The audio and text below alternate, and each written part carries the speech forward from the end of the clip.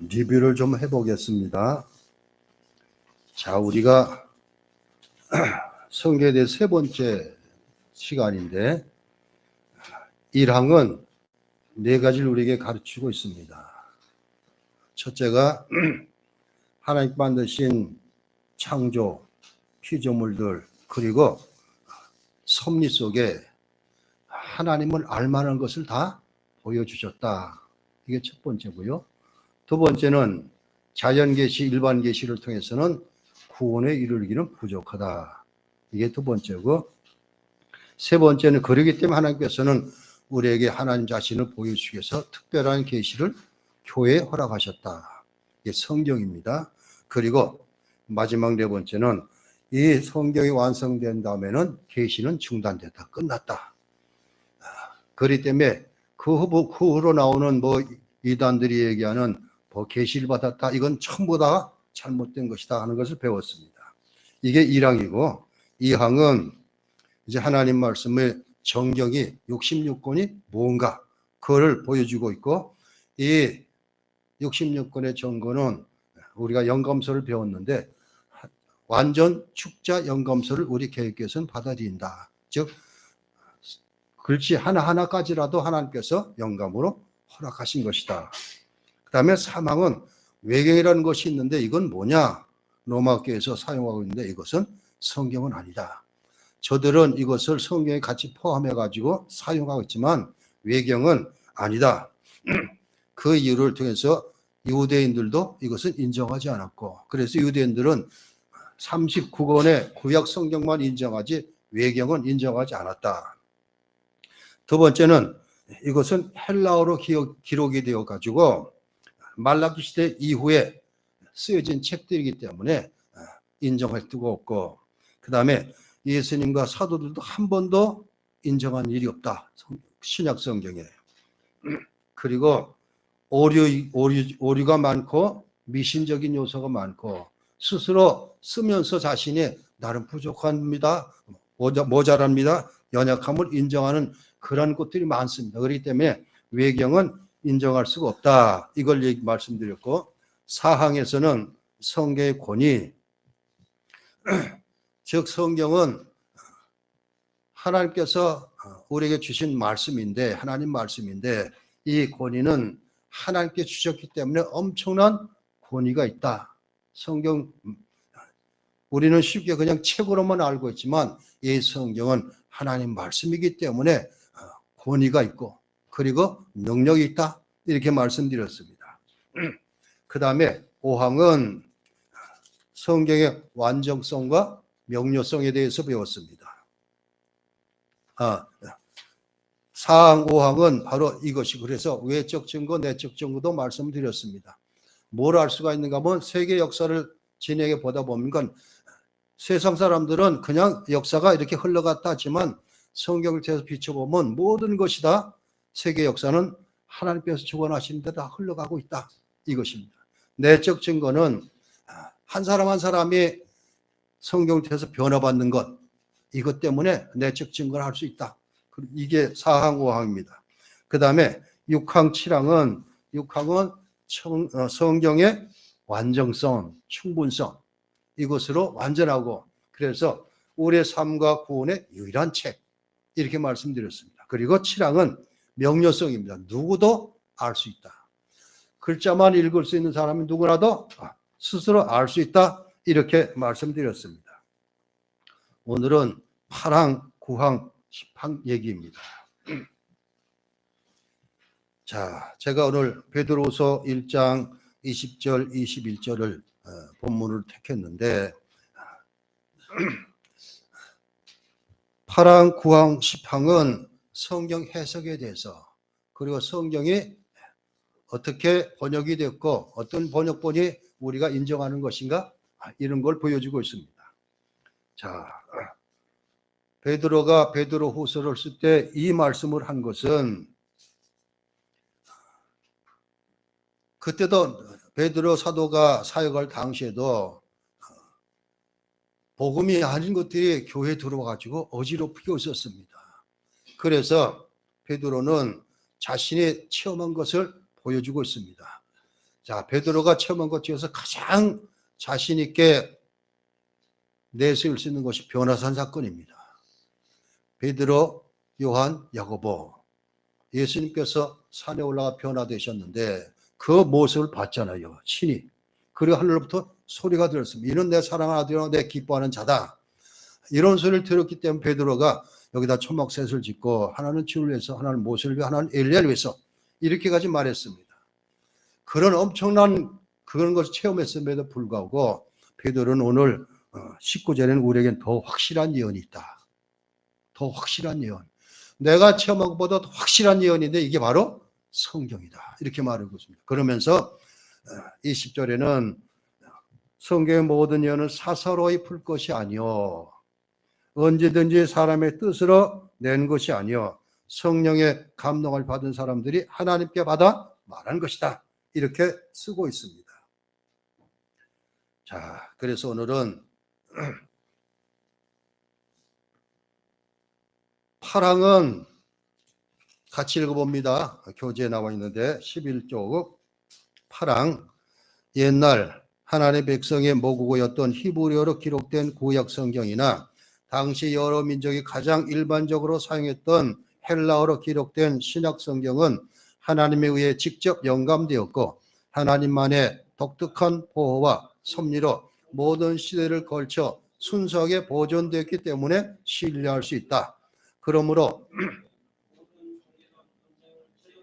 성경으로 해결해야 한다. 그러나 하나님의 백성은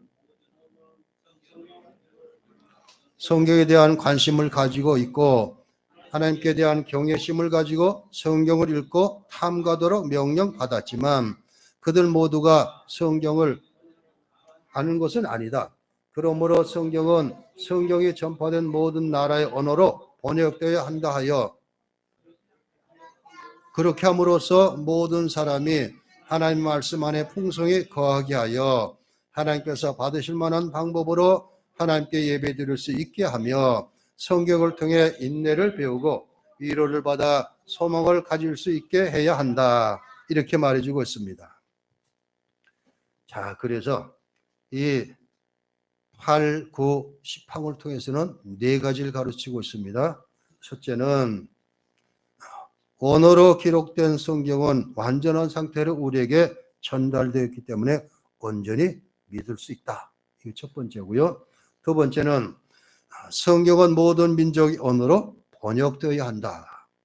세 번째는 성경 해석의 무한 법칙은 성경 자체다. 다른 말로 말해서 성경으로 성경을 해석해야 된다. 네 번째는 성경은 신앙적 진리의 최상의 기준이며 모든 신앙의 논쟁을 종교의 최상의 재판관은 성경을 통해 우리에게 말씀하시는 성령이시다. 이 네 가지를 배우는 것입니다. 자, BC 280년경에 얌리라는 곳에서 유대인 학자 70명이 모였습니다. 그래가지고 히브리어로 기록된 성경을 헬라어로 번역하기 시작합니다. 구약 정경을 그때 결정을 했습니다. 그런 다음에 70인역이 번역이 됩니다. 즉 히브리어가 헬라어로 번역된 성경을 셉투아진트라고 하는데 70인경 이것입니다. 그래서 이렇게 번역된 성경이 AD 382년에 제롬이라는 신학자에 의해서 로마 교회가 제롬에게 부탁해가지고 라틴어로 번역하기 시작합니다. 이것이 불가타역 이렇게 얘기를 합니다. 신약은 전에도 말씀한 AD 397년에 칼타고 회의를 통해 가지고 27권이 정경으로 인정받았습니다. 자, 그래서 첫 번째 구약 성경은 갈대아로 아람어로 기록된 몇 교재를 제온 모두 히브리어 곧 하나님의 계시를 위탁받은 유대인의 언어로 기록되었다는 것입니다. 신약 성경은 본래 헬라어로 기록되었습니다. 신약 성경에 기록될 당시 가장 보편적으로 사용됐던 언어가 헬라 언어입니다. 요즘 말로 말하면 그리스어 이렇게 얘기를 하고 있죠. 근데 그리스어도 옛날 헬라어하고 그리스어하고 조금 차이가 납니다. 그리고 구약 성경에 쓰여졌던 히브리어하고 지금 히브리어도 참 다릅니다. 조금씩. 아무튼 구약은 철저하게 히브리어로 기록이 되었고 신약은 철저하게 헬라어, 가장 보편적으로 사용되는 언어로 기록되었다. 이렇게 말해주고 있습니다.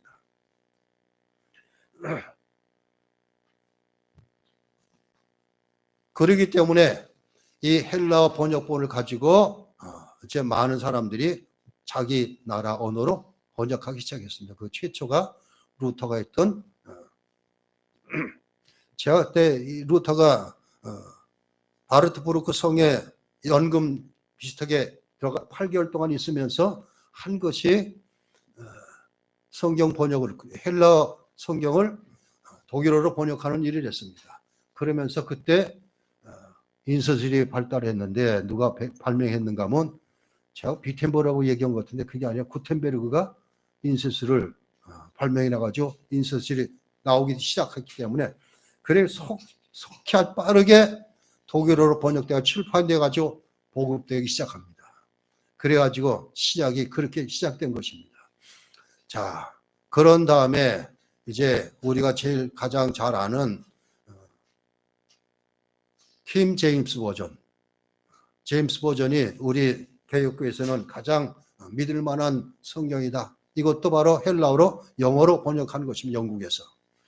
그래서 개혁교회 개신교는 거의 다 이 킹 제임스 버전을 가지고 자국어로 번역하기 시작합니다. 그래서 우리 한글 성경도 이 킹 제임스 버전을 받아가지고 번역하기 시작했습니다. 그래서 이제 어느 나라든 다 자기 자국 언어로 성경을 번역해서 출판해가지고 사용하고 있습니다. 어떤 사람들은 그래요. 성경을 제대로 하려면 원어를 봐야 된다. 원어를 보는 것은 좋긴 좋습니다. 그런데 평신도들이 그것까지 할 필요는 없죠. 목회자나 신학자들은 더 깊이 알기 위해서 보지만 평신도들은 저도 히브리어 헬라를 했지만 그 외국어 언어가 어려워요. 너무나 힘들어요. 그렇기 때문에 그것을 가지고 헬라어로 번역된 것을 자국어로 번역했기 때문에 우리는 킹 제임스 버전을 가지고 한글 성경을 만들어냈기 때문에 글 읽는 사람이면 이것만으로도 충분합니다. 좀 깊이 하려면은 원어를 봐야 되고 원어를 사용해야 된다 이러지만 한국에서도 많은 신학자들이 번역을 시작했습니다. 그래가지고 성경이 완성되기 때문에 이거로도 충분할 수, 좀 번역이 잘못되고 이런 흠은 나오지만 그냥 다 할 수가 있습니다.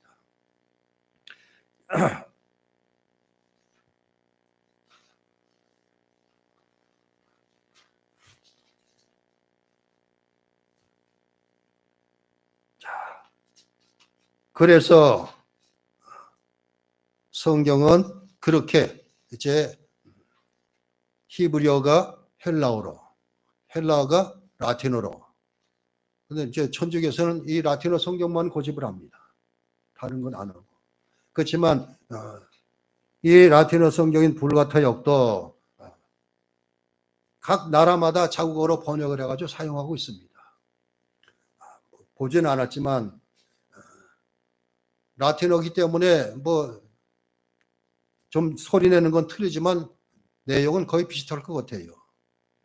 자, 아무튼 이렇게 해서 성경이 번역되기 시작하고, 즉 히브리어, 구약은 히브리어로 기록되었고, 이 히브리어를 보면은 정말 놀랍습니다. 한 단어에 얼마나 많은 뜻이 품고 있는지 상상할 수가 없어요. 자, 그렇기 때문에 성경을 해석을 할 때 한 단어만 보고서 할 것이 아니라 좌우 문맥을 보면은 이것은 어떤 뜻으로 해석하는 게 좋겠다 하는 것이 짐작할 수가 있습니다. 그래서 뭐 어떤 분들은 한 단어 놓고서 이런 식으로 이런 해석으로 한 대지를 갈라내고 또 다른 뜻으로 한 대지 갈라내고 이렇게 하기도 합니다. 그렇지만 평신도는 그것까지는 알 필요는 없고 그냥 전원 문맥을 통해서 이게 가장 적합한 해석이다 하면 그걸로 하면 되는 것입니다.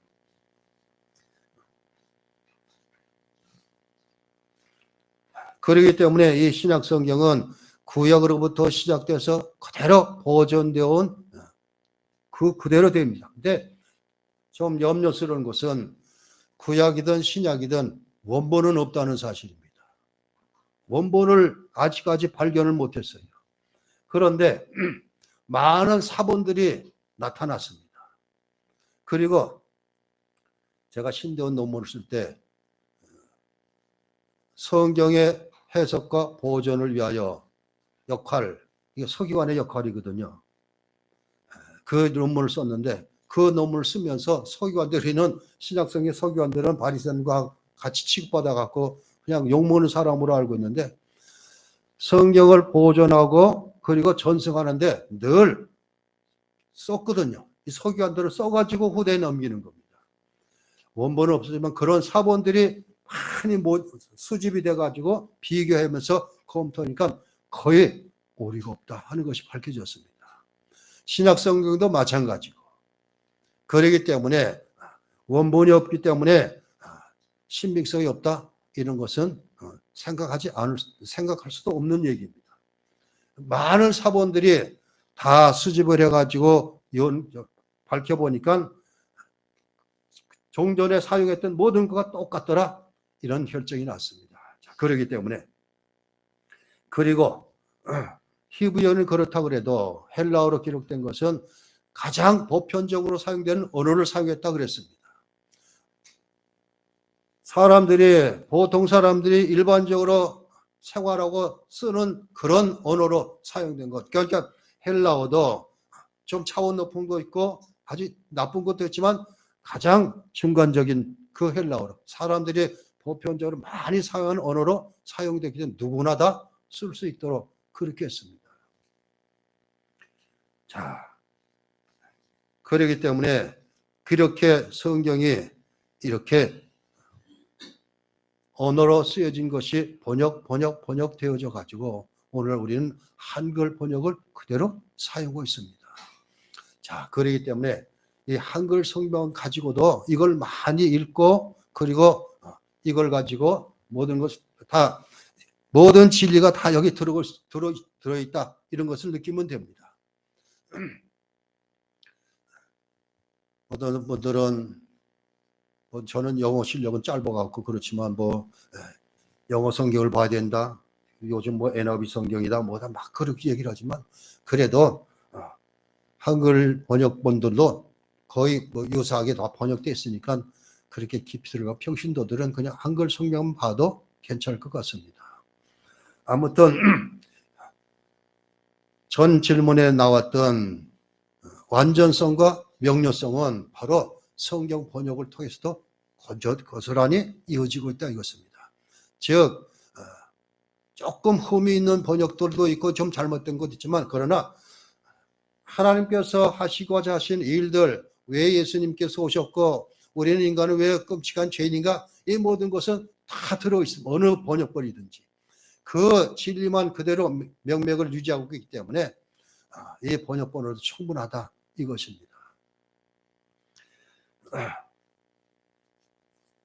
자, 그러면서 이제 성경 해석의 얘기가 나옵니다.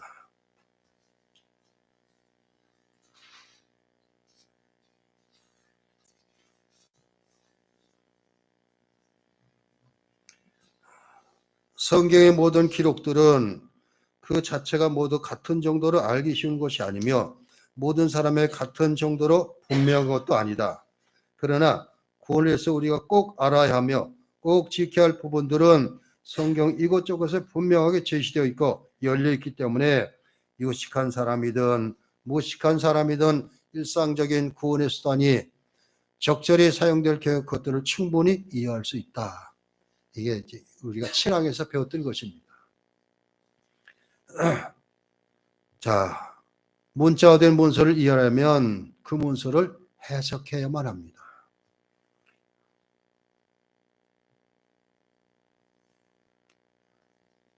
헌법은 교육법도 그렇고 우리 교단 헌법도 그렇고 나라의 헌법도 계속해서 수정되고 보완되고 그렇습니다. 바로 그것도 그것을 해석을 할 때 어떻게 해석해야 될 것인가 이것 때문에 그렇습니다. 그런데 이 웨스트민스터 신앙고백에서는 이 성경을 해석하는 것도 성경으로 해야 된다 이런 주장을 하고 있습니다. 성경으로 성경을 해석한다. 다른 말로 하면 성경 자신이 그 해석자이시다 이렇게 말하고 있습니다. 성경의 어떤 한 부분에서 애매한 부분이 다른 부분에서는 명확해질 수가 있고, 이것을 어떤 분들은 성경에도 기록되어 있어 짝이 있다 이렇게 하고. 자, 여러분들 옛날 이렇게 새로 쓰여졌던 성경에 보면은 대부분 관주가 다 쓰여 있었습니다. 조그만 글씨로 관주가 쓰여 있습니다. 즉, 이 구절에 뭘 표시를 했는데 이것을 관주를 찾아보면 다른 성경 구절을 써놨어요. 그렇게 찾아보면 참 좋습니다.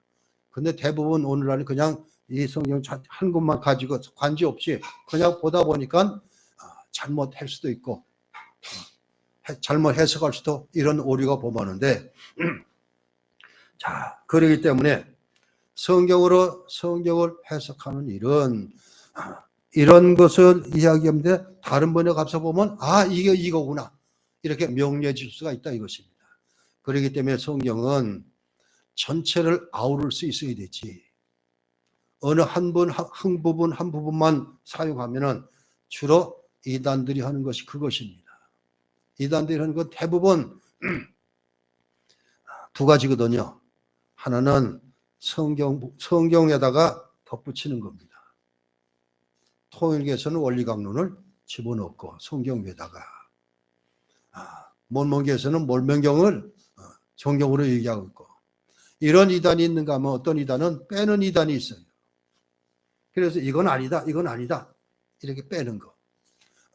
그런데 성경은 이 66권이 전체가 다 하나님 말씀이기 때문에 우리가 요한계시록 20장 읽었잖아요. 빼는 사람에게는 하나님 생명체에서 이름을 지워버리고 더하는 사람에게는 성경에 기록된 모든 재앙을 더하신다 이렇게 말했듯이 가감하지 말아라 이것 얘기하고 있습니다. 자, 그렇기 때문에 성경은 전체를 아우를 수 있도록 그렇게 봐야 됩니다. 인간의 모습과 어떻게 구원받느냐 이것을 알려면 로마서를 보면 확실해요. 그래서 제가 큰손녀한테도 로마서를 봐라 그렇게 조언한 것도 그렇습니다. 그렇지만 어떤 사람들은 그냥 여기 로마서만 아주 뭐가 다 진리가 있는 것 생각을 해가지고 다른 성경은 등한히 할 수가 있지만 성경은 모두가 다 중요합니다. 그렇기 때문에 성경은 처음부터 끝까지 다 읽어볼 수 있도록 그렇게 됩니다. 이것을 통독한다 이렇게 얘기를 하죠. 그래서 성경을 1년에 한 번씩 읽는 그 성경 읽기 표도 나와 있고 평일은 석장씩 주일날은 5장씩 이렇게 읽으면 1년에 한 번 읽는다 이렇게 얘기를 하고 있고 어떤 분들은 한 번 갖고 양이 안 차갖고 1년에 난 몇 독을 하겠다 이런 분들도 있습니다. 자, 아무튼 성경은 가까이 읽고 묵상할수록 여러분들의 엄청난 도움이 됩니다. 능력이 됩니다. 이 말씀이 속에 채워져 있으면은 악한 세력에 유혹을 할 때 버뜩버뜩 성령께서는 성경 말씀을 기억나게 하시는 거예요. 그래가지고 이걸로 이길 수 있고.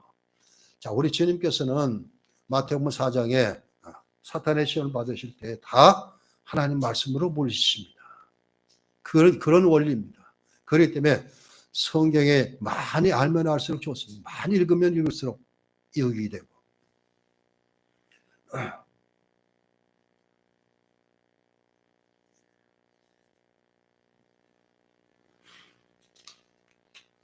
자, 성경은 명료성이 있기 때문에 어떤 사람이든 다 알 수가 있다 이렇게 말씀드렸습니다. 로마교에서는 성경은 평신도들은 읽어서는 안 된다. 중세 시대 이후 개혁이 종경을 익힐 때까지도 그렇게 여겼습니다. 오직 사제들만 라틴어 성경을 할 수 있고 강론도 라틴어로 하고 다른 데서는 자국어로 얘기를 하고 있지만 미사를 드릴 때면 라틴어로 하기 때문에 뭔지 소리인지도 모르고 다 듣고 있습니다. 성경을 보지 못하도록 했습니다. 저들 얘기로서는 평신들이 성경을 잘못해서 이상한 걸 빠질 수 있다. 이런 생각 때문에 그렇게 주장해 왔습니다. 그렇지만 이제 지금은 캐톨릭 성경도 많이 번역이 되었기 때문에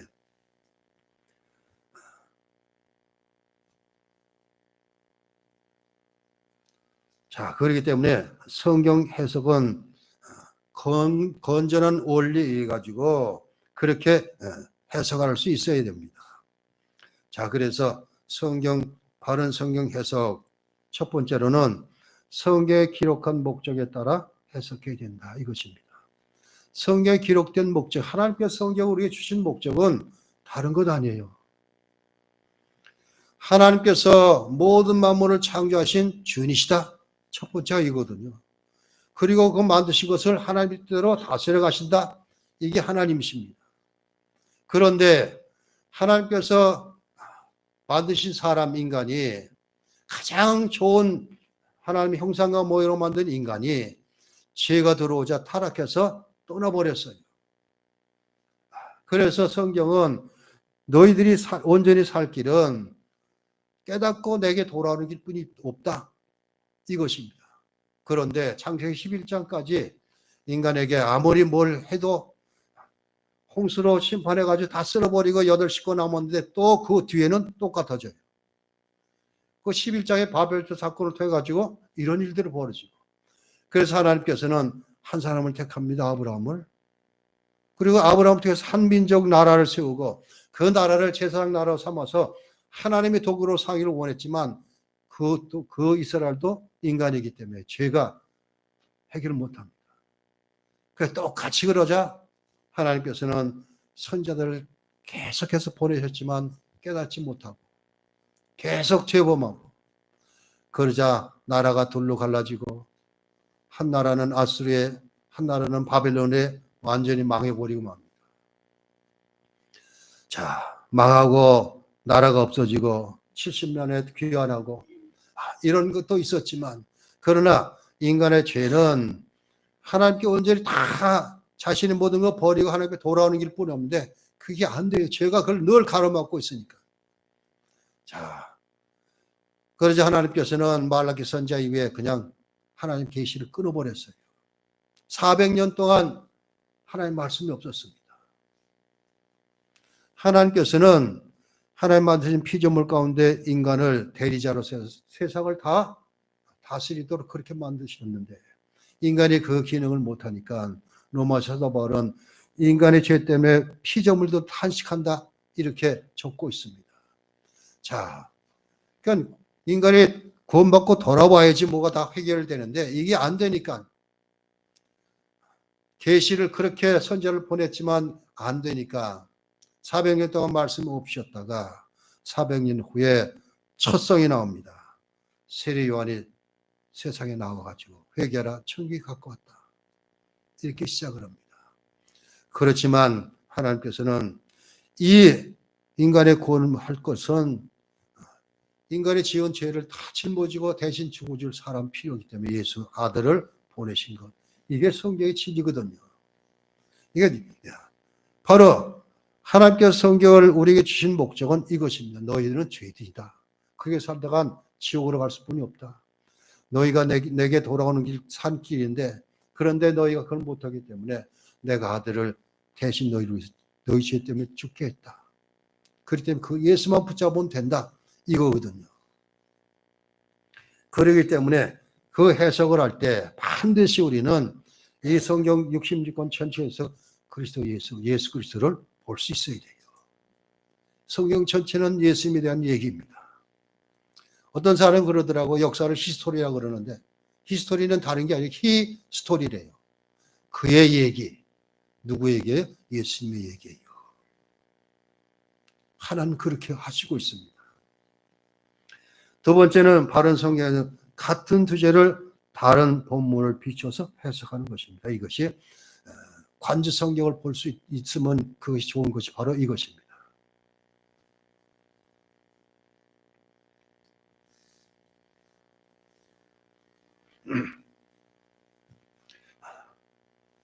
그리고 초기의 계시는 그리고 나중에 온전히 주어진 계시, 나중에 주어진 완전한 계시에 의존하면 된다. 다른 말로 말해가지고 이 신구약 통해서 주신 계시는 단 하나예요. 예수 그리스도를 보내시간 이것입니다. 그렇기 때문에 신약을 통해서 구약을 다 해석할 수가 있다는 소리입니다. 구약은 오실 예수님에 대해서 기록해냈기 때문에 오신 예수님이 다 그걸 보여준 거예요. 그렇기 때문에 우리는 구약을 어렵게 해석할 것이 아니라 오실 예수님에서 말씀하고 있고 신약은 오신 예수님께서 완전히 이루셨다, 완성하셨다, 이것만 이해하면 됩니다. 그렇기 때문에 예수님은 자신은 율법의 완성이다 말씀하고 있습니다.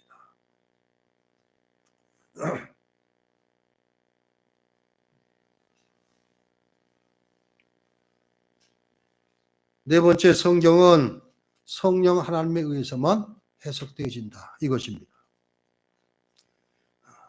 우리에게 선물로 성경을 주셨지만 이 성경은 하나님의 비밀을 담은 책이기 때문에 인간의 머리로서는 이해 안 되는 것이 너무나 많습니다.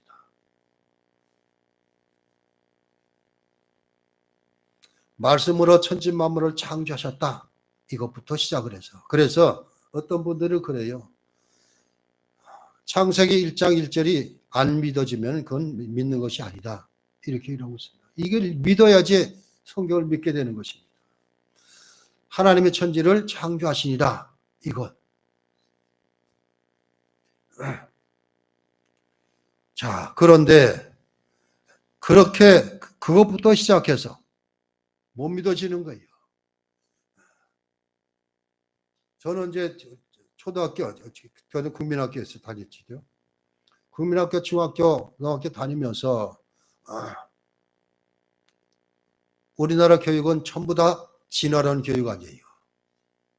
창조론은 뭐 믿는 사람만 했지만 그래도 교회 다니는 학생들도 시험 답안지 쓸 때 아마 갈등했을 거예요. 창조론 쓰면 틀리는 거기 때문에 진화론 이렇게. 이게 창세기 1장부터 걸리는 거예요. 그리고 성경 곳곳에 얼마나 난해한 것들이 많은지 모릅니다. 거기다가 가장 힘든 것이 하나이며 셋인 삼위일체. 도대체 인간의 이해로서는 알 수가 없는 거예요. 하나님, 예수님, 성령, 이분은 한 하나님이시면서 세 미가 있다 이렇게 말하고 있습니다. 그러니까 삼위일체를 여러 가지 형태로 뭐 비유하고 해석을 했지만 다 온전할 수가 없습니다. 하나님의 신비예요. 자꾸 사람 머리로 해석하려니까 이해가 안 되는 거예요. 우리는 어떤 공부를 하고 자라났어요. 합리적인 것, 이성적인 것 이거예요. 초월적인 것은 세상 학문을 통해서는 거의 언급을 못합니다. 세상 학문은. 그러니까 도대체 이해가 안 되는 거예요.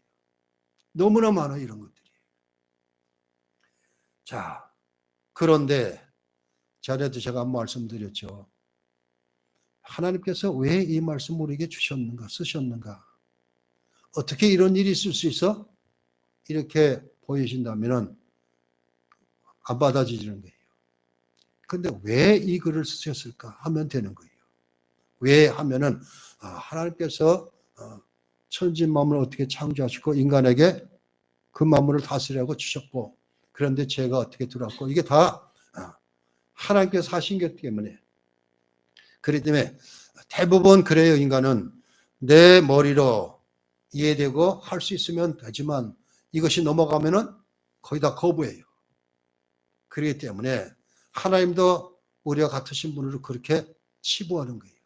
내가 못하면 하나님도 못하시는 분으로 그렇게 여깁니다. 자, 우리가 깨달을 것은 인간이 나는 못하지만 하나님은 하실 수 있는 분이시다. 이것입니다.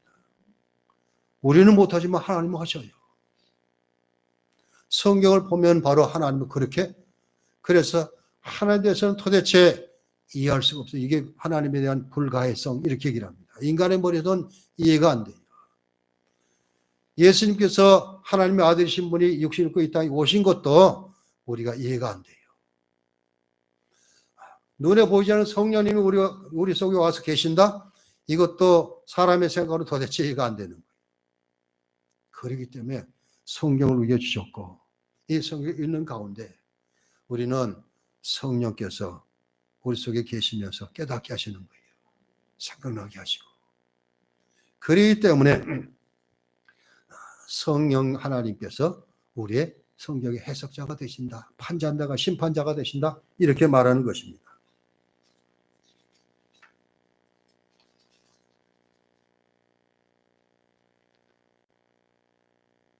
평신도들이 그걸 못하기 때문에 하나님께서는 우리의 짐을 통해서 이 땅에 교회를 세워주십니다.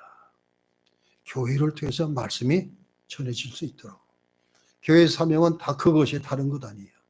교회는 뭐 여러 가지 기능 얘기를 하지만 교회의 기능은 예배인데 예배 기능은 다른 것 없어요. 말씀이 선포되는 이것입니다. 그래서 그 말씀을 바꿔서 그 말씀이 내 영의 양식이 되어가지고 하나님의 사람으로 살아가는 것. 이것. 목회자가 하는 일은 바로 이것입니다.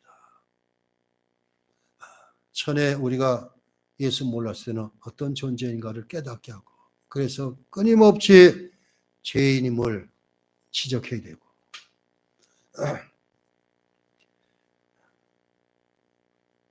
대부분 우리는 죄를 눈에 나타나는 것만 그래서 그것만 조심하면 나는 괜찮다 얘기를 해요. 세상 사람들이 사람을 볼 때도 그렇게 얘기를 해요.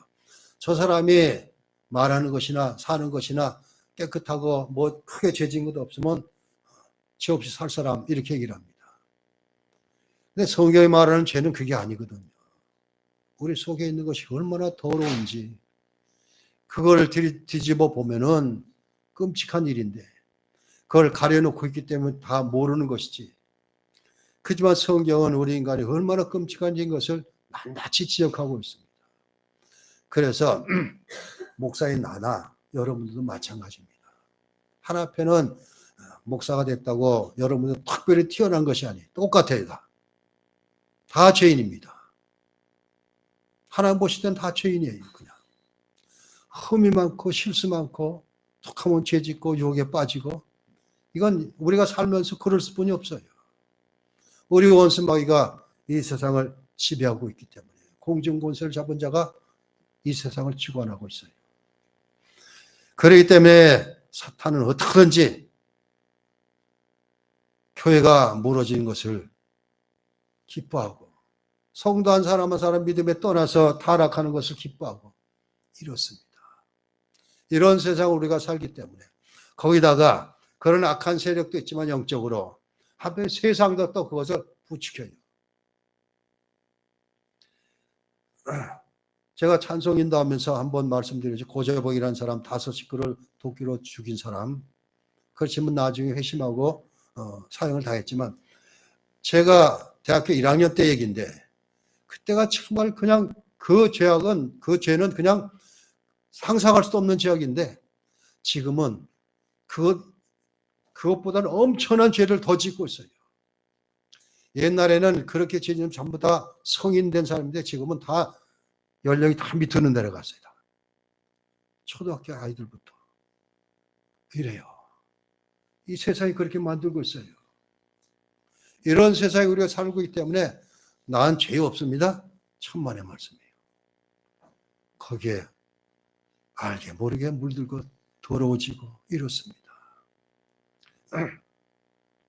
그러기 때문에 이 일을 교회가 해야 되는데 교회는 하나님 말씀을 옳게 선포하는 것보다는 사람 듣기 좋으라고 세상 것 자꾸 들여오고 우스갯소리하고 이렇게 변질되고 있습니다. 강단이 변질되고 있어요. 교회다운 교회는 하나님의 말씀이 온전히 제대로 선포되는 교회가 되어야 됩니다. 그렇기 때문에 죄도 지적하고 징벌도 하고 권징도 하고 이런 것이 다 있어야 되는데 오늘날 교회는 이게 다 사라지고 없어요.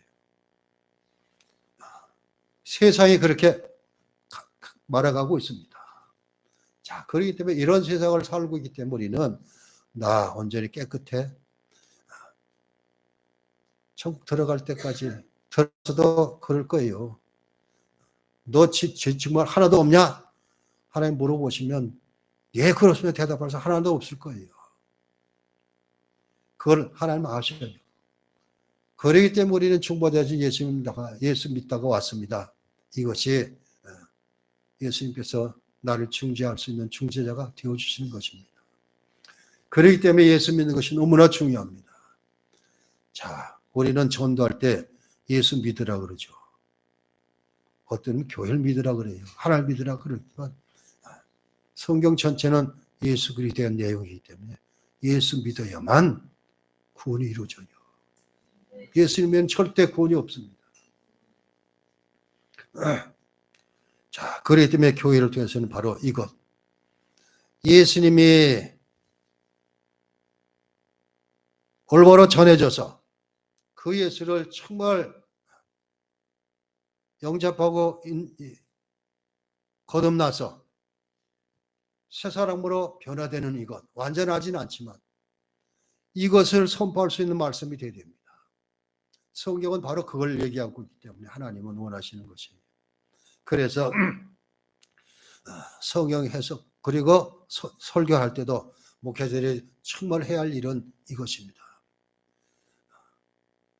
한 사람 한 사람이 하나님 앞에 죄인인 것을 깨닫고 그 죄를 예수 그리스도가 다 대신 갚아주셨기 때문에 그 예수를 제대로 믿는 것, 이것. 그러니까 여러분들 천국 들어갈 때 나는 어떻게 다 왔느냐? 욥기서 1장에 나오잖아요. 사탄이 하나님의 계신 곳에 들어왔습니다. 너 어떻게 다 왔느냐? 여기저기 돌아다니려고 왔대요. 우리가 하나님께서 물으시면 너 어떻게 다 왔냐 세상에서? 다른 것도 나 예수 믿다고 왔습니다. 이거면 됩니다. 예수 믿는 것. 이 믿음만 흔들지 않으면 됩니다. 이 믿음 흔들지 않기 위해서는 성경을 스스로 많이 읽고 성경에 대해서 많은 것을 영적으로 채우고 그리고 교회를 통해서 하나님의 말씀을 제대로 듣고 그리고 그래도 연약하기 때문에 우리가 할 것은 내 속에 성령을 의지하는 것입니다. 성령 하나님. 그렇기 때문에 성경을 읽을 때 시작할 때도 기도하고 내가 성경을 읽을 때 성령 하나님께서 이 말씀을 제대로 알고 깨닫게 하시고 내 말씀이 되게 시원합니다. 이러면 기도하고 시작을 해야 돼요. 그렇기 때문에 성령 하나님이 유일한 해석자가 된다는 것은 바로 그것입니다. 자, 전에도 한번 말씀드렸을 거예요. 하나님께서 우리 선물, 귀한 선물이 몇 가지가 있다고 그랬잖아요. 첫째가 아들을 이 땅에 보내시기 위해서 큰 선물입니다. 두 번째는 성령을 우리에게 주신 것이 큰 선물입니다. 세 번째는 성경을 우리에게 주신 것이 큰 선물입니다. 네 번째는 교회를 주신 것이 큰 선물이에요. 교회가 일을 감당해야 됩니다. 우리 겨자씨 교회는 일을 감당하는 능력 있는 교회 되기를 바랍니다. 그리고 교회 안에 있는 여러분들이 다 저와 여러분 모두가 다 성경에 정말 충실한 이 성경만이 나의 삶과 구원의 유일한 책입니다. 그리고 이 안에서 예수님을 온전히 알기를 원합니다. 믿음으로 사는 길에 이 성경이 내 지침서가 되기를 원합니다. 이러면서 성경을 가까이 하는 저와 여러분들 기를 주 이름으로 축원합니다. 기도합니다. 하나님 감사합니다. 예수 믿어 신앙 고백을 공부하는 가운데 성경에 대해서 세 번째 시간으로 성경에 대해서는 마치고자 합니다. 하나님, 하나님께서는 세상 만물을 통해서 하나님의 신성의 있음을 보여주셨지만 이 세상 자연 계시, 일반 계시로서는 구원에 이르지 못하기 때문에 하나님께서는 특별한 계시인 성경을 교회에 허락하시고 이 성경이 완전해지고 그리고 명료해지고 그리고 번역되어져서 자국어로 다 읽을 수 있도록 허락하신 하나님, 이제 이 성경이 바로 내 모든 것에 지침이 되는 은혜가 있게 해주시고, 이 성경을 통해서 하나님에 대해서, 우리 주님에 대해서, 성령에 대해서 바로 알고 오직 예수 믿는 믿음에 흔들지 않는 믿음의 사람들 다 되게 해 주옵소서. 예수 그리스도 이름으로 기도하옵나이다. 아멘.